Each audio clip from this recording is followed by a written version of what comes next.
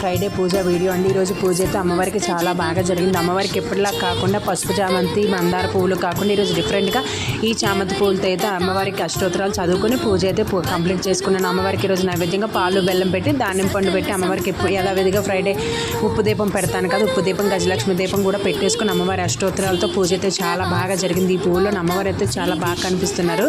పూజ కూడా చాలా బాగా అయ్యింది ఈరోజు అమ్మవారికి. ఓం శ్రీ మాత్రే నమః.